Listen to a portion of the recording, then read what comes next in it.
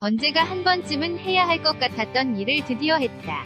그건 다름이 아닌 성지순례. 지난 7월 21일부터 31일까지 학생들과 함께 이스라엘을 다녀온 것이다. 1989년 이스라엘 방문을 포기한 적이 있다.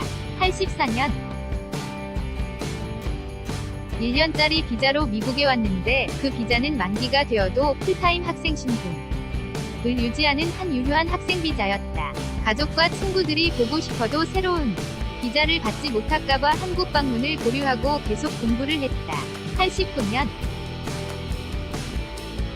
유학생활 5년 만에 한국을 방문하고 싶은 마음에 제3국에서 비자를 갱신할 수 있는 방법을 모색했다. 제3국에서 비자를 받으려고 하다가 본국으로 쫓겨가기 십상이라는 이야기를 듣기는 했지만 그래도 한번 시도해보고 싶었다. 그때 가장 먼저 생각난 것이 학교에서 주관하는 성지순례였다. 이스라엘에 있는 미국 대사관에 전화를 걸었다. 내 상황과 의도를 설명했다. 영사가 사무적인 말투로 이스라엘을 방문하는 것은 자유이지만 텍사스로 돌아갈 수 있다는 보장은 없다 고 대꾸했다. 그래서 겁을 먹고 포기했던 것이 다. 그 후 성지순례의 기회는 여러 차례 있었지만 참여하고 싶은 마음은 별로 없었다. 오히려 성지순례에 대한 막연한 염려가 있었다. 그것은 이스라엘의 국내외 정세가 늘 불안하지만 안전 문제에 대한 염려는 전혀 아니었고 오히려 실망에 대한 두려움이었다.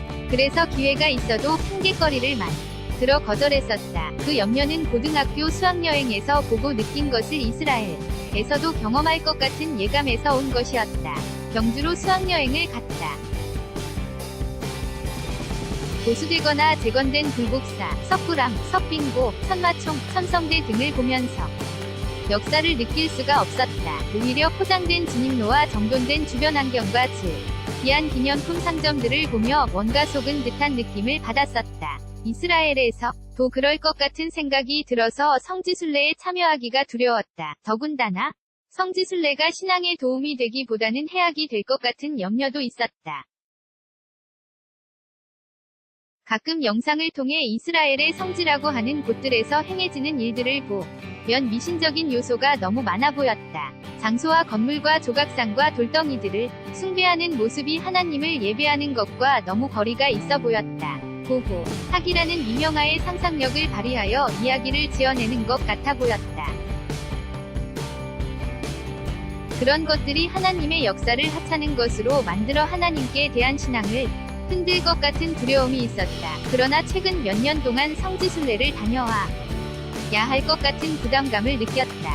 성경 공부를 인도하는 목사와 교수로서 당연히 성지순례를 다녀왔을 것이라고 생각하는 교우들과 학생들을 자주 대하게 되면서 부담감이 점점 커졌다. 언젠가 한 번쯤은 갔다 와야 할 것 같다 는 생각을 하게 되었다. 그러던 중 지난 7월에 학생들을 데리고 이스라엘을 방문하게 될 기회를 얻었다. 학생들이 성지순례와 캠프 사역에 동참하고 점을 받는 클래스가 있다. 9명의 학생들이 클래스에 등록했다.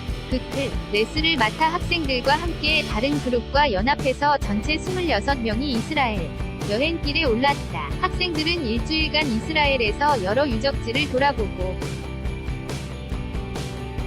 일주일간은 텔아비브에 가까이 있는 베프티스트 빌리지에서 파터스 휠, 터 아포스트로피에스 휠 청소년 캠프를 도왔다. 나는 여름학기 학점 산출과 졸업식 참석을 위해서 며칠 일찍 돌아왔다. 가이드의 안내를 받으며 여러 곳을 돌아다니던 중 염려했던 것들이 사실로 확인된 것도 있고 기후로 명된 것도 있었다. 곳곳에서 미신적인 요소들과 상업주의와 추측을 볼 수 있었다. 내가 성경을 통해 배워온 것들이 현지 사람들의 마음속에는 한낱 전설 따라 삼천리인 것을 엿볼 수도 있었다.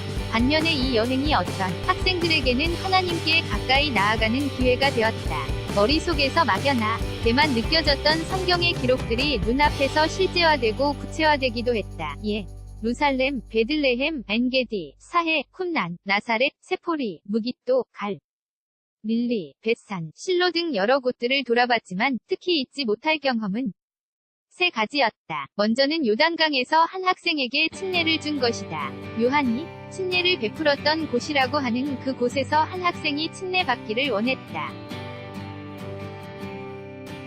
계획에 전혀 없던 일이라 약간 당황스럽긴 했지만 천주교 문화 속에서 태어나고 성장한 학생이 최근 예수님을 구세주와 주인으로 영접하고 침례받 그 기회를 찾고 있었다고 하기에 거기서 침례를 주었다. 그 학생의 신앙이 날로 성숙해가기를 바란다. 다음은 팔복산에서 산상수훈을 암송한 것이다. 팔복산은 갈릴리 호수의 북서쪽 가버나움과 게네사렛 사이에 있는 곳인데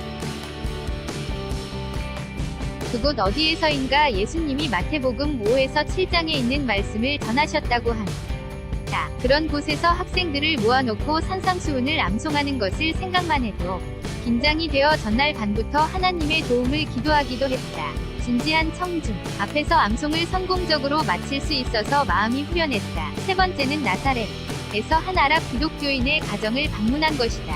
그 가족은 조부모 대로부터 나사렛에서 살았는데 19세기 중엽부터 유대인들이 귀환하여 1948년 이스라엘의 독립을 선포하면서 사별대우 받는 이방인들이 되어버렸다. 그와 같은 아랍 기독교인들이 이스라엘에 약 13만 명 있다고 한다. 대부분의 기독교인들은 이스라엘을 지지하는 것이 곧 유대인들을 지지하는 것이라고만 생각한다. 아랍인들은 모두 이슬람교도라고 생각한다. 그렇기 때문에 이스라엘에 사는 아랍 기독교인들에 대해서는 별로 관심을 갖지 않는다. 그래서 그들은 잊혀진 사람들이 되었다. 아랍 기독교인의 가정을 방문해서 그 가족과 교제를 나누며 기독교인으로서의 동질감을 느끼고 그들에 대한 관심을 키워야 되겠다고 생각했다. 성지순례에는 긍정적인 면과 그렇지 못한 면이 함께 있는 것이 사실이다.